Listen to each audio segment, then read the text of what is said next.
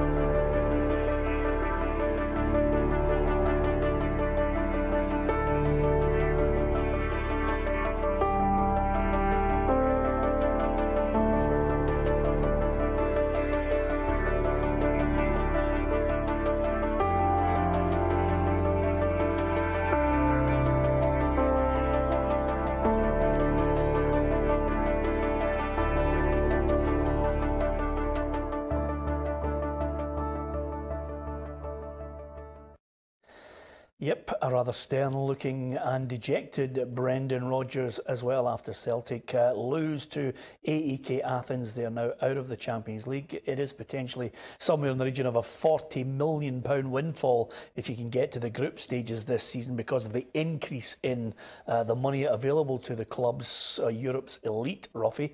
So they're out. The manager says it's not rocket science why Celtic are out of this. Mm-hmm. Yeah, you can't cover it up, you know, it's a lot of money. You can say, okay, Celtic have had it year on year, but it's a massive fallout, you know, to go out of the tournament so early. And if you listen to Brendan Rodgers, all he talks about is improving year on year in Europe. That isn't the case, and obviously there will be a fallout. Obviously he's put his case forward onto the board, and the board have stayed pretty quiet in it all.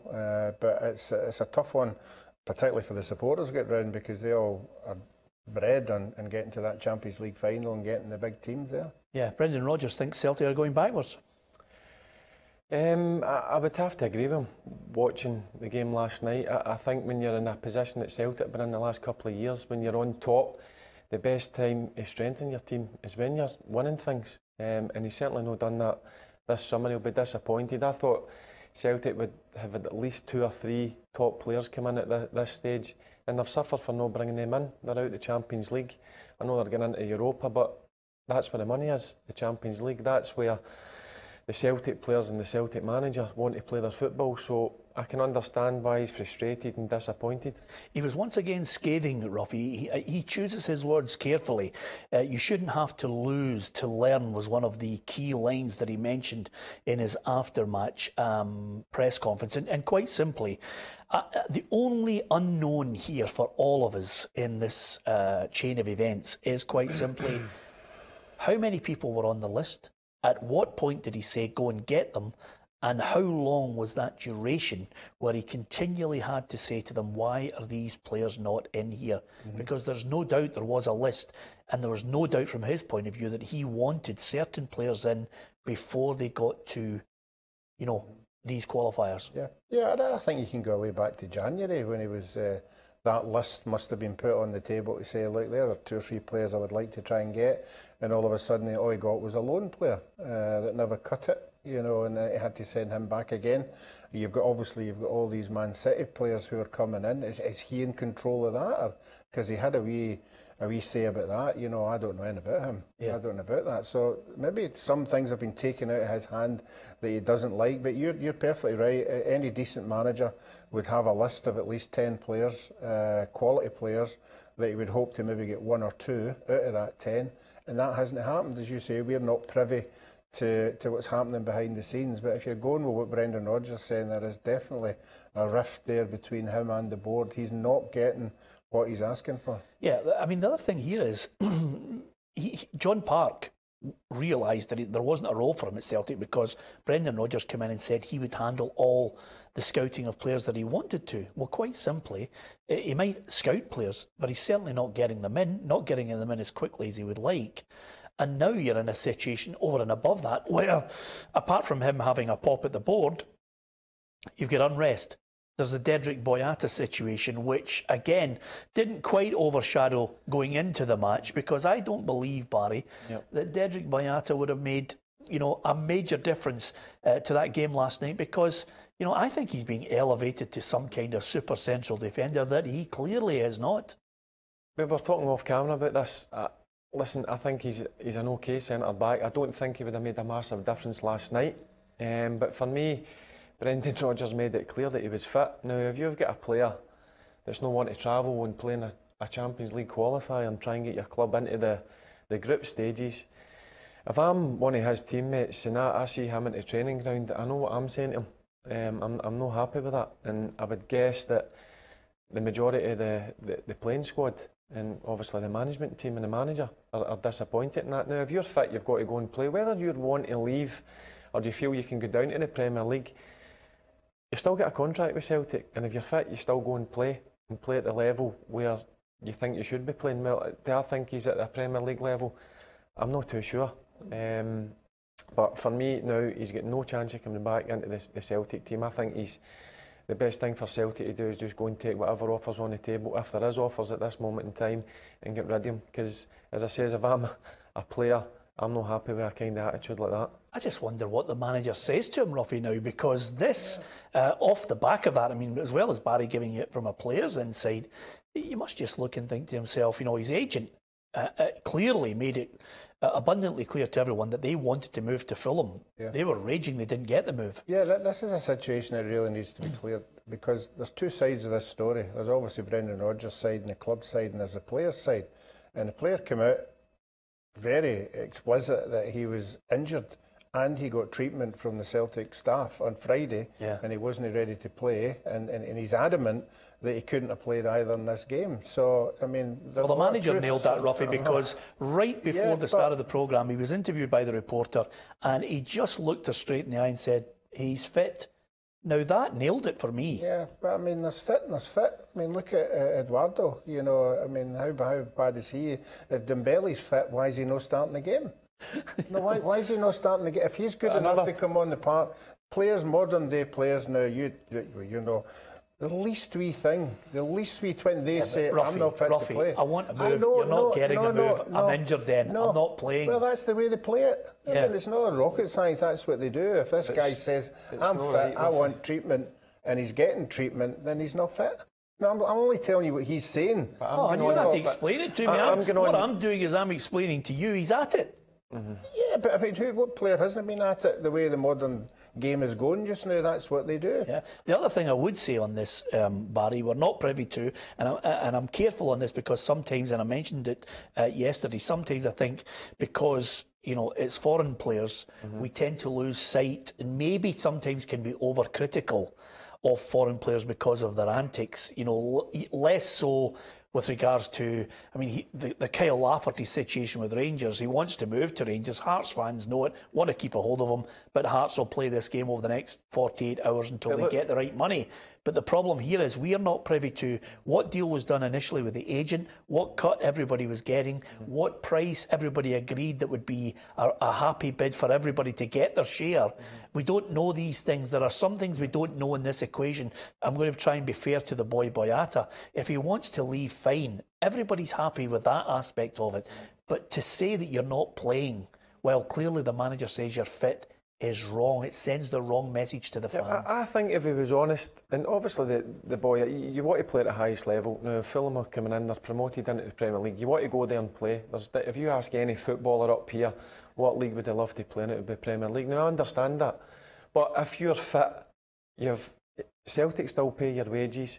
You still get, I know the transfer window's shut down there, but you still go and you still want to go and play. You want to go and play football and show that you still want to show your bit for Celtic. Because don't forget, Celtic took him when nobody else wanted him when he was at Manchester City. Yeah. And Celtic gave him a platform to come up here. It's not as if, Barry, they're not used to it. I mean, Virgil van Dijk came up with the same situation at Southampton. Yeah. He wasn't playing because he was denied a move to Liverpool. I mean, there are more and more footballers, Ruffy, who will just basically down tools. That's the point I'm making. You know, this guy has decided the English window's now shut. I've got an option to go abroad. I think he thinks he's got a tear or something. I'm not going to go out there and play like maybe the boy McKenna and make this even worse, and then I have to sit here for another 6 months and I'm not. Why is Brendan Rodgers coming out last night? I know, that's what I'm saying. It has to be cleared up exactly.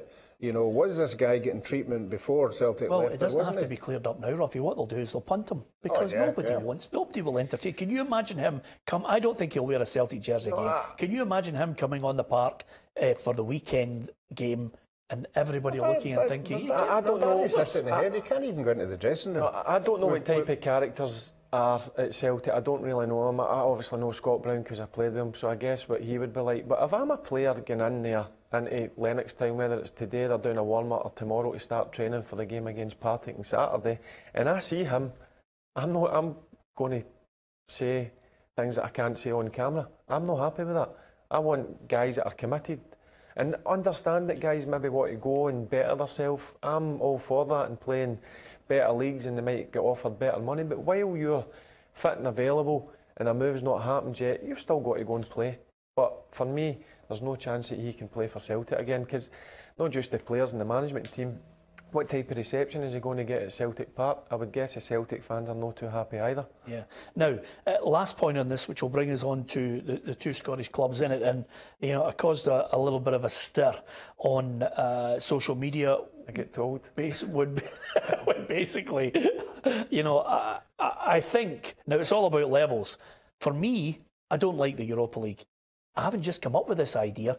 I've said to Ruffy for the last 5 years, I don't like the format. I think it's for the scraps off the table of the people. They're trying to satisfy clubs who should be in the Champions League but are not. They have to play 3 and 4 qualifiers to try and get there. It's the 5 big countries having their cake and eat it and then say, here's a tournament which, believe me, I don't think too many people are interested in until it maybe gets to the odd game quarter-finals, semi-finals.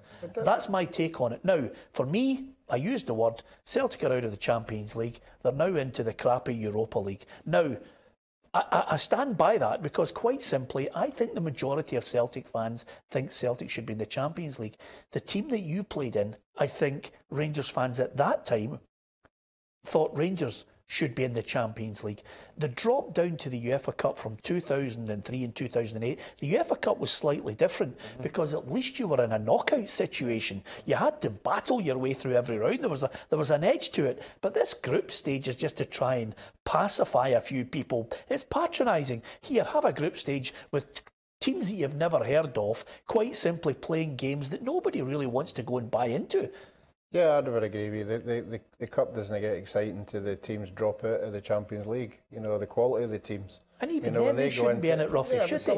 Last 8, last 16 maybe. And they give the competition a wee bit of a lift because, like the Man United and that, we're dropping into it in the bigger sides. But you're right, I mean, I was looking at the early rounds of the qualifier. I never heard of some of these teams, you know, that are playing in. And I know everybody says, oh, you look at the Russian teams and they've got money behind them and all that, but they're not good enough. They're not good enough to get anywhere near the Champions League. And we look what happened when Celtic went into the Champions League. They just, against the bigger sides, they just get turned over. You know, so Celtic haven't done what Brendan Rodgers wanted to do. He wanted to bring in players to compete at that level. They're nowhere near that level now. They've just dropped so far off it with the players that they've got. Good players. I'm not knocking the players or anything like that. It's just the level when you... I mean, this team that knocked them out will do nothing. This team won't go anywhere at all that have just beaten them over 2 legs. Yeah. Latvia, Sparta Yarmala or Sūduva of Lithuania. That's the 2 teams that Celtic will have to face, one or the other, to get into the Europa League. Now, I guarantee you, you know, they will do one heck of a PR on trying to get people to buy into the Europa League and the group stages of that tournament now, because Celtic fans have been fed on a diet of the Champions League. And Brendan Rodgers' key aim was to try and get them to group stage, then knockout stage if he could, if the draw was kind to him. There's no doubt there's a massive difference in quality for the Champions League to the Europa League, and I get you. I'm not a massive fan since it's changed into the kind of group stage, and I agree with Ruffy. There's some teams that I kind of look, and obviously I look at a lot of football and I watch a lot of football, and there's some teams that I've not heard of. Yeah, that doesn't mean to say that they don't have a right, but I just think there's levels. But also, there's a financial difference as well. The Europa League, I think when we were in the UEFA Cup, we ran at a loss. I think when we got to the final, there's not a lot of money to be made in the now called the Europa League. So it actually costs clubs money to play in that Europa League. So that's a problem within itself as well. There are teams, and again, I could get heavily criticised for this line, but quite simply, I think because the likes of Hibs and other clubs who haven't been in European competition for a long while, Europa League is great. It gives the fans a chance to go away. It's something they haven't had in a long time. So if you haven't had that diet, all of a sudden it's appealing. For Rangers, it's appealing because quite simply, the between 2 and 5 million that potentially they could earn from group stages is appealing because it's been 5 years since they've been involved in European football. So it's appealing to Rangers at the moment as they continue this progression back to where they want to be. Is that fair? Yep, I agree with you. For Aberdeen, Hibernian and Rangers this season, I think it is good that their teams are in the Europa League. Disappointing Aberdeen obviously went out against Burnley, but I'm more than positive that Hibs can get a result over in Mould, and I think they can go through. And Rangers, as you say, it's a progression now. Rangers are getting into Europe. Listen, 2 or 3 years down the line, Rangers want to get to the place that they think they should be, and that's the Champions League. The same as the Celtic fans. But the Europa League, the now for Rangers and Hibernian is good. It's good for us that hopefully these clubs can progress. Yep, that's what's on offer. Molde against Hibernian, nicely balanced at 0-0. Let's hope Hibs can get a goal. Maribor against Rangers. I think Rangers have got enough in the tank to get through that as well. I think they're more than capable of scoring over there. Yep, but the only problem is I think Tavernier's, I think he's suspended for the game. I know probably Flanagan will go to right back. I don't know who's going to play at left back because the new signing can't play because he's obviously cup tied. Yeah. But I'm more than positive Rangers have got enough. Listen, for me, they look, as I've said plenty of times on the programme, they look more solid, they look compact, they know how to play the game now. They're a well-drilled team under Steven Gerrard. So I think they go over there, and it's still saying you keep the door shut for the first 10-15 minutes, frustrate Maribor. And I think if Rangers do that, they'll go through no problem for me. Yeah, and they've got 3 players back as well as the players obviously that are a blow missing. Koulibaly, Ryan Jack, Scott Arfield back in there. Steven Gerrard, if he's got them organised at home, the one thing he'll want to try and do is I think he'll play with a lone striker and just drop 5 in the middle of the park and make them difficult to break down, Ruffy. Well, there's nothing that so far that we've seen with Rangers. I think they aren't going to come through this one. I think they've shown that they have got the quality in there, they're better organised. But as well know, what they don't want to lose a goal. You lose a goal, you give Maribor a bit of hope. You've said that Maribor have been scoring goals quite freely in the last 3 or 4 games. This is a sort of a wee mini test of the advance of where Rangers are. It's like Steven Gerrard will say it, if we can come through this one, we are sort of a going places sort of a thing. This is the first sort of a big test for me if they can come through this one. Yeah, I mean, listen, I agree with you. I think even when we were talking on Monday's programme, it's early days when you wait to see where teams are. But for Celtic, they've had so much notice of what they had to do. That's one thing. Now you've got Rangers and Hibs, start of the season. Hopefully Rangers can get through and do enough. I thought Maribor were technically good at times, but I think Steven Gerrard will be wise enough to say to them, look, let's try and protect it. The other game, I wonder what Hibs do, Ruffy, because Neil Lennon's, for me, tactically, an astute manager. And I think from his point of view, he's got to try and gauge between saying, look, we need to score, lads, but let's not do what Celtic managed to do after 6 minutes and lose a goal. Yeah, it's not about Neil Lennon for me. He'll have done all his talking in the dressing room. It's how the players react to it. They've proven their last away game in Europe that they can, but as we all know, Hibs can have their crazy nights, and that's what Neil Lennon, most of the the blowouts he has is because the players have let themselves down, and he's done all the work. So let's hope that the players can go out and be solid and get what they want. I think they're good enough to get a one each. Yeah, well, here's hoping.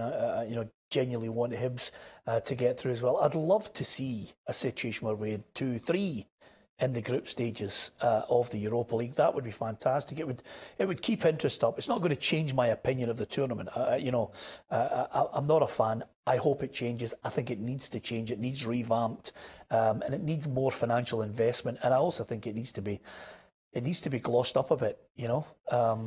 Yeah, but I think it's fantastic just now. Listen. Do you know what? I get your point. I get your point. What you're saying about Europa League. I'm not a massive fan of it, but as I says, it's good just now for Rangers and Hibs, because Rangers obviously, in time, will be hoping that they should get back where they belong. And Hibs, for me, I've got a great chance of getting through. Neil Lennon's got the experience of managing Celtic in the Champions League, so that's what he'll need to use all the experience over there, because I'm sure they'll come out. They'll be a different team because they came and sat in at Easter Road. But I think Hibs have got the quality to score goals. The only problem you've got with Hibs is at the back at times they concede, but I think they've got every chance of getting through. Yeah, I agree with Ruffy. I think they can get a draw, scoring draw. Yeah, I think they can go through. Yeah, both of them. I think Rangers will go through, no problem, and I think Hibs can sneak it. Okay, fingers crossed on that. Good luck to both teams in the Europa League. We'll discuss that ahead of kick-off on tomorrow night's programme. Hugh McDonald will be with us. And of course, you can give us your messages on Twitter at PLZ Soccer, on Facebook.com/PLZ Soccer. And also, if you go on Facebook.com/PLZ Soccer, you've got the chance to win a car courtesy of our sponsors, Arnold Clark. Click on the Facebook page and see how you can answer 3 very simple questions that Ruffy puts to you. If you answer them, then you get a chance to enter into the draw, and you could be joining us at Firhill Stadium, where Barry and a number of other former pros might have the chance to show us a little bit of their skills to try and bend a ball into the moving Peter and Ruffy car to win the car for you. That would be sensational, Ruffy. I mean, you managed it down at Strathclyde Park. Barry only had 340 goes. It's a difficult one, obviously the car moving, but I think the more chances you get, the better you'll get, and sometimes you'll get it near the window. Yeah, absolutely. But listen, that was 25 yards away. Ruffy was 10 yards away. Oh, I know, he couldn't get his leg up. That's another story. Anyway, the other point I want to make to you is just briefly, Hearts, it looks as if Rangers will go back in for Kyle Lafferty in the next couple of days. Hearts also want to get a centre half. I'm still thinking to myself, Lee Wallace could be in this equation. Yep, now certainly be better been injured. Yeah. I know Lee Wallace has played centre back a couple of times when there's been injuries. But going back to Kyle Lafferty, I think if you can get him for a decent price, I think he could be a really good signing for Rangers. You've seen his quality at the weekend against Celtic, a great finish on his left foot. I just think he's the type of player that Rangers could be doing with, because they need that's the only place where I'd say they need a bit more competition up top. Yeah, I think it'd be another bit of, a different option for Rangers if they got him. Yeah, well, it's obviously the money wasn't the pleasing thing for Hearts, but I think once you throw Lee Wallace into the equation, I think that deal looks a lot more advertising. Okay, we'll keep you up to date on that. Don't forget, we've got bulletins at 12:30 and 5 on our PLZ Soccer YouTube. The football show is live 6 o'clock every night. Hopefully you can join us with that. Take advantage of the chance all this week to win a car with Arnold Clark in our transfer window quiz. It's on Facebook.com/PLZ Soccer. More talk tomorrow with Hugh McDonald joining us. From Barry, from Ruffy and myself, thanks for watching. Good night.